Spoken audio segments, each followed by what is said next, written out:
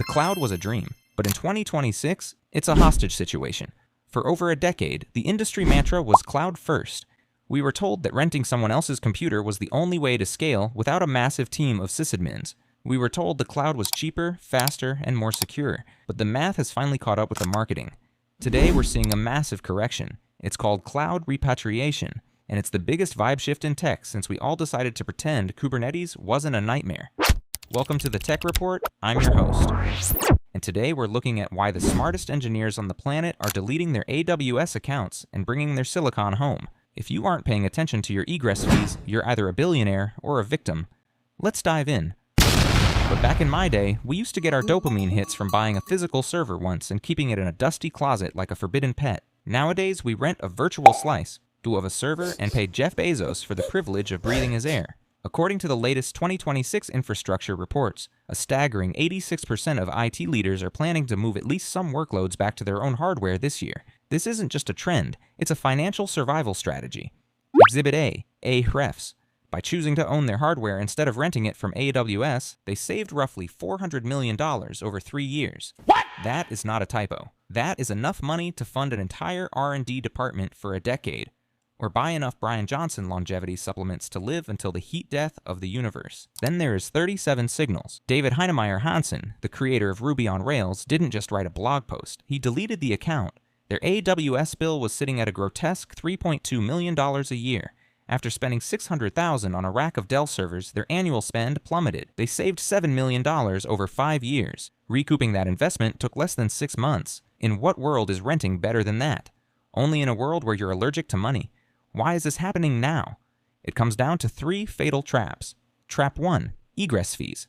Moving data into the cloud is free. Moving it out, that's like paying a ransom to a digital kidnapping ring. Trap 2, the GPU Hunger Games. With AI taking over the world, hyperscalers are spending $600 billion on hardware. Your boring web app or Postgres database is now paying a legacy tax to fund their H100 addiction. You are subsidizing the AI arms race while your own LCD dashboard remains exactly the same.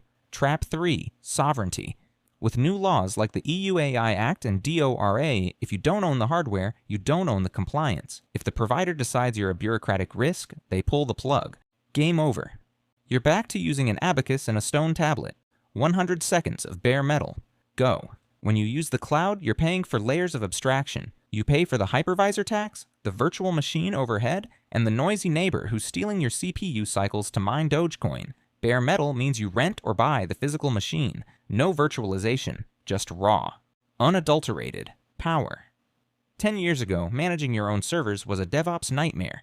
Today, we have Kumal. It's the tool that made the 37 Signals exit possible.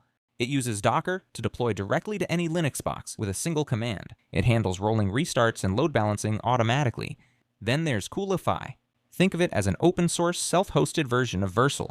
For people with smooth monkey brains who still want a nice UI, you get the one-click database backups and the SSL certificates, but on a $5 a month Hetzner box instead of a $500 managed instance. Need a database? Cloud providers mark up managed databases by 500%.